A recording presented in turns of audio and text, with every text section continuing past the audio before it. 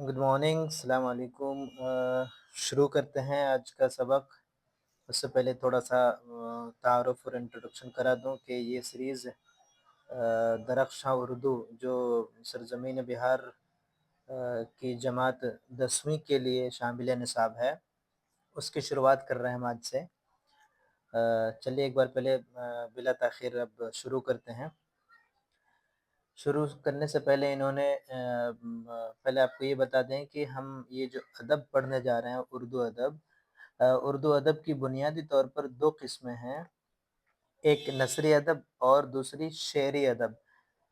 शेर व शायरी के फ़ॉर्म में जो अदब होता है, उसको हम शेरी अदब कहते हैं, जिसकी मिसाल बहुत मारूफ़ ग़ज़ल है, मसनवी है, मरसिया है, क़सीदा है, हम्द है, नात है, मनक़बत है। ये सारी की सारी चीज़ें शेर व शायरी के फ़ॉर्म में होती हैं, इसलिए इसको हम शेरी अदब कहते हैं। दूसरी तरफ एक अदब और है जो शेर नहीं गैर शेर होता है, जिसमें नस्र में हम अदब को पढ़ते हैं। उसकी मिसाल जैसे नावल है, अफ़साना है, ड्रामा निगारी है, ख़ाका निगारी है, सीरत निगारी वगैरह है।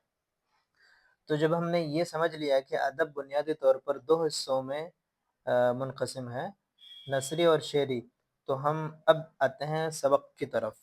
ये जो हम्द है, हम्द का हम्द की लुग़वी माना खुदा की तारीफ़ के है। ये बता रहे हैं कि हम्द क्या है? हम्द का जो माना और मफ़हूम है लुग़त में, जब लुग़त में देखेंगे आप, उसका माना होता है खुदा की तारीफ़, ठीक है? और उर्दू शायरी की इस्तिलाह में दूसरे असनाफ़ की तरह हम्द भी एक मक़बूल सिन्फ़ है। उर्दू शायरी में ज़ाहिर-सी बात है कई असनाफ़ सुख़न हमने अभी ज़िक्र किया। उसमें से एक क्या है? हम्द है, जो बहुत ही मक़बूल है, जिसमें इस हम्द में क्या चीज़ बयान होती है? इसमें खुदाए रब्बुल इज़्ज़त की सिफ़ात बयान की जाती है। और दूसरी बात, उर्दू के तमाम शायरों ने इस सिन्फ़ में तबा आज़माई की है। उर्दू का शायद ही कोई ऐसा शायर होगा जिसने हम्द न कही हो। कोई भी कलाम हो, उसकी शुरुआत हम्द से की जाती है। किसी भी कलाम की शुरुआत हम्द से की जाती है। खुद कलामुल्लाह की शुरुआत क्या है? अल्हम्दुलिल्लाहि रब्बिल आलमीन से। चूँकि खुदा के नाम से किसी काम का आगाज़ मुतबर्रक समझा जाता है, इसलिए बिला तफ़रीक़ मज़हब व मिल्लत उर्दू के तक़रीबन हर बड़े और छोटे शायर ने हम्द में ख़ामा फ़रसाई की है और अपने क़ुदरत सुख़न का मुज़ाहरा किया है।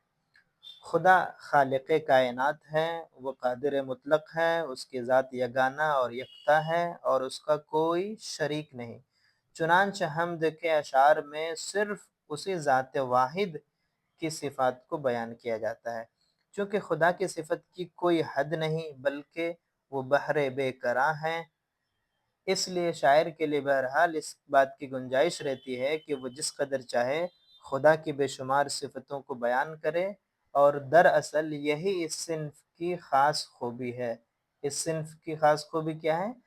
कि शायर के पास एक गुंजाइश रहती है कि वो जिस कदर चाहे सिफ़तों को बयान करे, क्योंकि उसकी कोई हद नहीं है। हम्द में जहाँ अब ये थोड़ा टेक्निकल चीज़ें बताएँगे इस पैराग्राफ में। हम्द में क्या होता है कि खुदा रब्बुल इज़्ज़त की सिफ़ात का बयान होता है, ठीक है? हम्द जो एक शेरी सिन्फ़ है, उसमें खुदा रब्बुल इज़्ज़त की सिफ़ात का बयान होता है। वहीं नात में, किसमें? नात में रसूल अकरम सल्लल्लाहु अलैहि वसल्लम की शान में मदहिया अशार पेश किए जाते हैं। यानी हम्द होती है खुदा की तारीफ़ में और नात रसूल अकरम सल्लल्लाहु अलैहि वसल्लम की तारीफ़ में, ठीक है? इसी तरह एक तीसरी सिन्फ़ अदब है जिसको हम मनक़बत कहते हैं। उसमें क्या होता है? बुज़ुर्गाने दीन, खुलफ़ाए राशिदीन और औलिया अल्लाह की मंज़ूम तारीफ़ होती है, ठीक है? मंज़ूम तारीफ़ यानी नज़्म की हैयत में होती है ये तारीफ़, नस्र में नहीं होती है, ठीक है? इसी तरह एक और सिन्फ़ बता रहे हैं यहाँ कि क़सीदा। क़सीदा में भी किसी शख़्स के औसाफ़ हमीदा को नज़्म किया जाता है। यानी क़सीदा क्या होता है? किसी की तारीफ़, किसी दीगर शख़्सियत की तारीफ़, यानी खुदा रब्बुल इज़्ज़त की जिसमें तारीफ़ बयान की जाए, उस किस्म के अदब को हम हम्द कहते हैं। नबी करीम सल्लल्लाहु अलैहि वसल्लम की जिसमें तारीफ़ हो, उसको हम नात कहते हैं। اور اولیاء کرام بزرگان دین کی جس میں تعریف ہو اس کو ہم منقبت کہتے ہیں، اور دیگر اشخاص کی تعریف میں اگر کوئی اشعار کہے جائیں تو اس کو ہم قصیدہ کہتے ہیں، ٹھیک ہے۔ ایک اور صنف ہے جس کا ہم نے اضافہ کیا ہے، مرثیہ۔ یہی مرثیہ بھی دیگر اشخاص کی تعریف میں، خاص کر کے جن کی وفات ہوئی ہے ان کی صفات حمیدہ کا بیان کیا جاتا ہے اس مرثیہ کے صفن میں، ٹھیک ہے۔ اب آگے آتے ہیں، یہ جو حمد ہے شامل نصاب، اس کے تخلیق کار کون ہیں اس کے بارے میں، مصنف کے بارے میں جاننا بہت ضروری ہے۔ یہ خاص طور پر امتحان کے پرسپیکٹیو سے بہت ضروری ہے۔ شبنم کمالی صاحب کا تعلق ریاست بہار سے ہے، کیونکہ یہ کتاب بہار کے نصاب میں شامل ہے، اور اسی لیے ان کا شبنم کمالی صاحب بھی بہار سے ہی ہیں۔ ان کا اصل نام مصطفیٰ رضا ہے، شبنم تخلص ہے۔ شبنم کیا ہے؟ تخلص ہے ان کا۔ تخلص کیا ہوتا ہے کہ شاعر کا ایک نک نیم ہوتا ہے، اصل نام کے علاوہ ایک قلمی نام ہم کہہ سکتے ہیں یا ادبی نام کہہ سکتے ہیں، اس کو تخلص کہتے ہیں، ٹھیک ہے۔ یہ عام طور پر شاعر اپنے اشعار کے آخری شعر، غزل جو ہے، غزل کا جو پہلا شعر ہوتا ہے اس کو مطلع کہتے ہیں، آپ جانتے ہیں، اور آخری جو ہوتا ہے اس کو مقطع کہتے ہیں۔ تو مقطع میں شاعر اپنا یہ تخلص استعمال کرتا ہے، ٹھیک ہے۔ ایک تو یہ ہو گیا ان کا نام کیا ہے، ان کا تخلص کیا ہے، اور ان کا تعلق کہاں سے ہے، ٹھیک ہے۔ اب دوسری جو امپورٹنٹ چیز ہے، ان کی پیدائش کب ہوئی، یہ پیدائش آپ کو یاد رکھنا ہے، ٹھیک ہے۔ ان کی پیدائش 22 جولائی 1938 عیسوی کو ہوئی، ضلع سیتامڑھی میں، ٹھیک ہے۔ اب ان کی دیگر تخلیقات کے بارے میں بھی جاننا ضروری ہے، یہ کس طرح کی انہوں نے شاعری کی، اور اس کے علاوہ یہ جو شامل نصاب ہے ہماری کتاب میں، اس کے علاوہ بھی اگر ان کا کچھ کارنامہ ہے تو وہ کیا ہے، اس کے بارے میں بھی تھوڑی جانکاری ہونی چاہیے، کیونکہ ضروری نہیں ہے کہ ایگزام میں یہی آئے، ٹھیک ہے۔ تو ان کی مذہبی منظومات یعنی جو وہ کلام جو نظم کی شکل میں ہو، یعنی نثر نہ ہو، مذہبی یعنی جس کا تعلق دینی ہو، دین سے ہو، خاص طور پر نعتیہ شاعری کے کئی مجموعے شائع ہو چکے ہیں۔ نعتیہ شاعری یعنی رسول خدا صلی اللہ علیہ وسلم کی شان میں جو کلام ہو اس کو نعت کہتے ہیں۔ اس کے کئی مجموعے یعنی کئی کتاب شائع ہو چکے ہیں، جن میں مشہور کیا ہے، ایک کا نام ہے انوار عقیدت، ایک ہے ریاض عقیدت، ایک ہے ضیاء عقیدت، ایک ہے فردوس عقیدت، اور صحبائے عقیدت مشہور ہیں۔ یہ کیا ہے؟ مجموعے ہیں، اس میں ایک ایک مجموعے میں کئی نعت ہیں۔ غزلوں اور نظموں کے بھی مجموعے ہیں۔ غزل اور نظم کیا ہے؟ یہ غیر مذہبی بھی ہو سکتے ہیں۔ نعت کیا ہے؟ مذہبی نظم ہو گئی۔ غزلوں اور نظموں کے بھی کئی مجموعے شائع ہو چکے ہیں۔ نصاب میں شامل یہ حمد بعنوان حمد خدائے عز و جل شبنم کمالی کی ہی تخلیق ہے۔ شبنم کمالی نے اپنی زندگی کا بیشتر حصہ وعظ و تبلیغ اسلامی اور مذہبی اقدار کی تلقین میں صرف کی ہے۔ وہ اللہ اور اس کے پیارے نبی محمد صلی اللہ علیہ وسلم کے عاشق صادق تھے، چنانچہ اپنی تقریروں اور شعری تخلیقات میں انہوں نے اپنے بھرپور والہانہ جذبات کا اظہار کیا ہے۔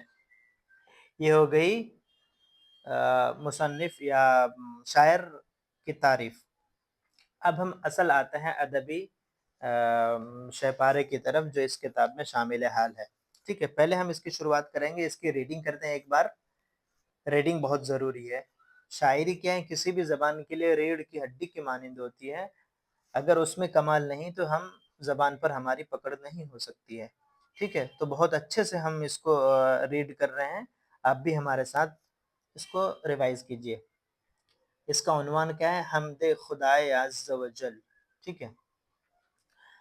خالق دو جہاں ہے تو، ایزد ذوالجلال ہے، یکتا ہے تیری ذات پاک، عالی و بے مثال ہے، تیرے ہی باب فیض سے ملتا ہے دو جہاں کو رزق، سب کی حیات و موت کا مولا تجھے خیال ہے، قدرت خاص کا تیری عکس ہے بزم کائنات، کون و مکاں میں جلوہ گر تیرا ہی ایک جمال ہے، قائم ہے تیرے حکم سے آج بھی نظم زندگی، تیرے سوا کہیں ملے تو یہ زندگی محال ہے، صاحب عقل و فہم کو ناز ہے تیری ذات پر، نام سے تیرے دو جہاں واقف حال و قال ہے، لاکھ برس اگر کوئی حمد و ثنا تیری کرے، ہو سکے حق ادا تیرا ممکن نہیں محال ہے۔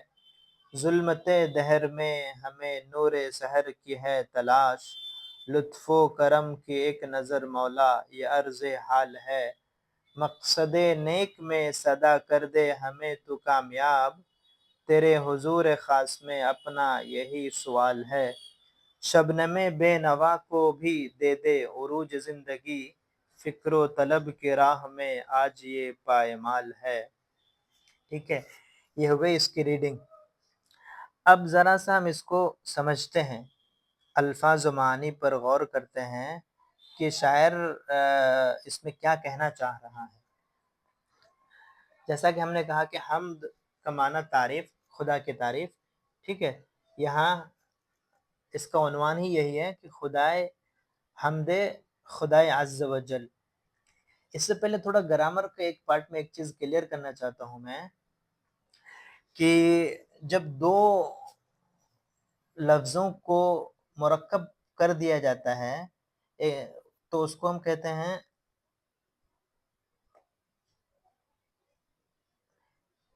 دو طرح کی ترکیبیں ہوتی ہیں اردو میں، ایک ہوتی ہے ترکیب صفتی،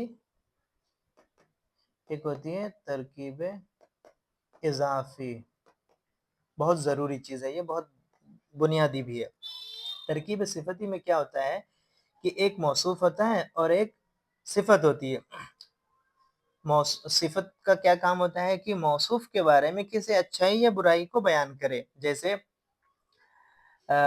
سفید کتاب، نئی کتاب، ٹھیک ہے، نئی کتاب، یہ کتاب موصوف اور اس کی صفت بیان کر رہی ہے یہ نئی، ٹھیک ہے۔ اسی طرح ترکیب اضافی ایک چیز ہوتی ہے جس میں کیا کیا جاتا ہے کہ ایک چیز کی نسبت دوسری کی طرف کر دی جاتی ہے، جیسے ہم کہتے ہیں کہ حامد کی کتاب، حامد کی کتاب، تو یہ جو ہے اس کتاب کی نسبت کس کی طرف کی گئی؟ حامد کی طرف، حامد کی کتاب، ٹھیک ہے۔ اب ہم اس کو جب مختصراً لکھتے ہیں تو یہ کی کا جو ورڈ ہے اس کو ہم حذف کر دیتے ہیں، اس کی جگہ پہ ہم صرف زیر دے دیتے ہیں اس کے نیچے۔ اب اس کی ہم مثال دیکھتے ہیں یہاں جو شاعر نے استعمال کیا ہے، خالق دو جہاں ہے تو، خالق یہ خلق سے بنا ہے، خلق کا مطلب پیدا کرنا، خالق کیا ہے؟ اس میں فاعل ہے جس کا مطلب ہوتا ہے پیدا کرنے والا، ٹھیک ہے۔ خالق دو جہاں، اب یہ کیا ہے جو ہم نے ابھی پڑھا؟ یہ ترکیب اضافی ہے، یہ ترکیب اضافی، اس کا کیا ترجمہ ہم کریں گے؟ خالق دو جہاں، دو جہانوں کا پیدا کرنے والا، ٹھیک ہے، خالق، اس خلق سے بنا ہے خالق یعنی پیدا کرنے والا، اور اس کا اس میں مفعول بنے گا مخلوق یعنی جس کو پیدا کیا گیا، ٹھیک ہے۔ خالق دو جہاں ہے تو، عزد ذوالجلال ہے، عزد ذوالجلال، عزد کا مطلب خدا، یہ فارسی ورڈ ہے پرشین، اس کا مطلب ہوتا ہے گاڈ، خدا، عزد ذوالجلال ہے، ذو کا مطلب ہوتا ہے والا، الجلال کا مطلب ہوتا ہے روب، روب والا، روب دبدبا والا خدا ہے تو۔ یکتا ہے تیری ذات پاک، ذات پاک یہ کیا ہے؟ صفت موصوف ہے، ٹھیک ہے، صفت موصوف کی صفت ترکیب ہے یہ، تیری ذات پاک، عالی و بے مثال ہے تیرے ہی باب فیض سے، باب فیض، یہ جس کو ہم انڈرلائن کر رہے ہیں یہ ورڈ ایز اٹ از آپ نوٹ کیجئے اپنی کتاب میں اور اس کو یاد کیجئے۔ تیرے ہی باب فیض، فیض کا مطلب رحمت، برکت، باب کا مطلب دروازہ، یعنی تیرے فیض کے دروازے سے ملتا ہے دو جہاں کو رزق، سب کی حیات و موت کا مولا تجھے خیال ہے۔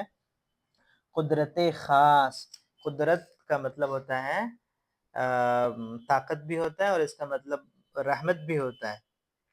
اگر ہم اس کی دوسری مثال دیں، جیسے مرزا غالب نے اس کو استعمال کیا ہے، وہ آئے گھر میں ہمارے خدا کی قدرت ہے، کبھی ہم ان کو کبھی اپنے گھر کو دیکھتے ہیں، ٹھیک ہے۔ غم کو سہنے میں بھی قدرت نے مزہ رکھا ہے، ٹھیک ہے۔ تو یہ قدرت کا مطلب یہاں قدرت خاص یعنی تیری رحمت خاص، کا کیا ہے؟ عکس ہے. عکس کا مطلب ہوتا ہے تصویر. تیری رحمت خاص کا، تیری قدرت خاص کا کیا ہے؟ عکس ہے بزم کائنات. یہ جو دنیا ہے بزم کائنات کا مطلب دنیا. جیسے کہا جاتا ہے کہ رونق بزم کائنات ہے تو بزم کائنات کا مطلب دنیا. یہ جو پوری تخلیق ہے خدائے رب ذوالجلال کی، اس کے لیے یہ ورڈ بولا جاتا ہے بزم کائنات. دوسرا ورڈ کون و مکان. کون کا مطلب ہوتا ہے دنیا، مکان کا مطلب ہوتا ہے جگہ. جب یہ دونوں ایک ساتھ بولا جائے تو اس کا مطلب ہوتا ہے عالم، یونیورس. یہ دونوں بزم کائنات اور کون و مکان ایک ہی میننگ میں. ٹھیک ہے، ان دونوں کو لکھیے اور یاد کیجیے. دونوں کون و مقام میں جلوہ گر تیرا ہی ایک جمال ہے. جمال کا مطلب ہوتا ہے خوبصورتی، بیوٹی. قائم ہے تیرے حکم سے آج بھی نظم زندگی. نظم زندگی اس کو لکھنا ہے. نظم زندگی کیا ہے؟ زندگی کا انتظام، زندگی کا نظام. یہ ہم نے زندگی کا نظام ہے اصل میں. جب ہم کی کا جو ورڈ تھا اس کو ہم نے حذف کر دیا ہے، اس کی جگہ ہی زیر لگا دیا. ٹھیک ہے، تو اس کا مطلب ہو گیا زندگی کا نظام. قائم ہے تیرے حکم سے آج بھی نظم زندگی. تیرے سوا کہیں ملے تو یہ زندگی محال ہے. محال کا مطلب ہوتا ہے ناممکن. تیرے سوا کہیں ملے تو یہ زندگی محال ہے. صاحب عقل و فہم. صاحب عقل و فہم اس کو یاد کرنا ہے. عقل کا مطلب عقل، فہم کا مطلب سمجھ بوجھ، دانش. صاحب عقل و فہم یعنی جس کے پاس عقل و فہم ہے اس کو ناز ہے تیری ذات پر. نام سے تیرے دو جہاں واقف حال و قال ہے. واقف کا مطلب جانکار، یعنی سب کو پتہ ہے، دونوں جہانوں کو پتہ ہے تیرا نام.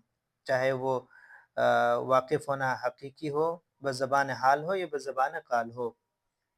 یعنی دونوں جہاں کی جو کیفیت ہے وہ بتا رہی کہ تیرے نام سے وہ بہت اچھے سے آگاہ ہے. آگے بڑھتے ہیں. لاکھ برس اگر کوئی حمد و ثنا تیری کرے. لاکھ برس بھی اگر کوئی تیری حمد و ثنا کرے. حمد و ثنا کا مطلب ہوتا ہے تعریف. حمد و ثنا کا مطلب تعریف. ہو سکے حق ادا تیرا ممکن نہیں محال ہے. یہ دونوں ایک ہی معنی میں ہیں، ممکن نہیں اور محال ہے یعنی ناممکن ہے. ظلمت دہر میں ہمیں نور سحر کی ہے تلاش. ظلمت دہر، دہر کا مطلب ہوتا ہے زمانہ اور دنیا. ظلمت کا مطلب ہوتا ہے اندھیرا. یہ اضافی ہے، صفت اضافی ہے، تو ہم اس کو کہیں گے زمانے کے اندھیرے میں، دنیا کے اندھیرے میں ہمیں نور سحر. نور کہتے ہیں روشنی کو، سحر کہتے ہیں صبح کے وقت. سحری جو ہم افطار اور سحری جانتے ہیں رمضان میں، وہی اس وقت کو کہتے ہیں. وہاں اس وقت جو روشنی ہوتی ہے ہم اس کو کہتے ہیں نور. رات کے اندھیرے کے بعد، رات کی ظلمت کے بعد جو روشنی آتی ہے پہلی کرن، اس کو ہم نور کہتے ہیں، نور سحر. یہ بھی یاد کیجئے. ظلمت دہر میں ہمیں نور سحر کی ہے تلاش. لطف و کرم کی ایک نظر مولا. یہ عرض حال ہے.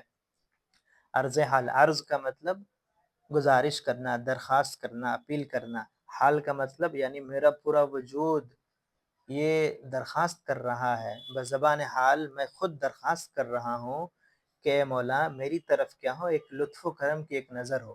ٹھیک ہے، آگے کیا کہہ رہا ہے؟ مقصد نیک. مقصد نیک کیا ہے؟ صفت موصوف ہے، موصوف صفت ہے. ٹھیک ہے، یعنی نیک مقصد. مقصد نیک میں صدا کر دے ہمیں تو کامیاب. صدا کیا مطلب ہے؟ صدا کا مطلب ہمیشہ، ہمیشہ، آلویز. ایک اور صدا صاد سے لکھا جاتا ہے، اس کا مطلب ہوتا ہے بازگشت کی آواز. جب ہم کسی بند کمرے میں یا پہاڑ کے پاس جب ہم کچھ آواز لگاتے ہیں تو وہ آواز ہمیں ہی سنائی دیتی ہے ایکو کے ساتھ، اس کو ہم کہتے ہیں صدا. ٹھیک ہے، مقصد نیک میں صدا کر دے ہمیں تو کامیاب. لیکن یہاں جو صدا ہے سین سے، اس کا مطلب ہوتا ہے ہمیشہ. ہمیشہ تو ہمیں ہمارے نیک مقصد میں کامیاب کر. تیرے حضور خاص. ٹھیک ہے، حضور خاص میں اپنا یہی سوال ہے. شبنم بے نوا. شبنم کون ہے؟ یہ شاعر کا نام ہے، تخلص ہے. شبنم بے نوا موصوف صفت. ठीक है। शबनम बे नवा, नवा का मतलब होता है गाना, गाने वाला, गायकार, सिंगर। जब इसमें बे लगा दिया तो ये नेगेटिव का माना दे रहा है। बेनवा यानी न गाने वाला, खामोश। शबनम बेनवा को भी दे दे उरूज जिंदगी। शबनम शायर का तखल्लुस है जिसको हम जानते हैं अच्छे से। शायर अपने बारे में कह रहा है कि मैं खाकसार आजिज हूँ, मुझे गाना नहीं आता है, मुझे कुछ पढ़ना नहीं आता है, मुझे भी तू क्या दे दे, उरूज जिंदगी, जिंदगी का उरूज, जिंदगी की तरक्की दे दे। फिक्रो तलब की राह में आज ये पायमाल है। पायमाल आ, कि यहाँ इमला जो है ये इस तरह है। एक दूसरा भी होता है, ये पामाल लिखा जाता है। दोनों सही है, ठीक है, दोनों सही है। इसका मतलब होता है रोंदा हुआ, पैरों तले रोंदा हुआ, पामाल किया हुआ, यानी खराब, बर्बाद, ठीक है।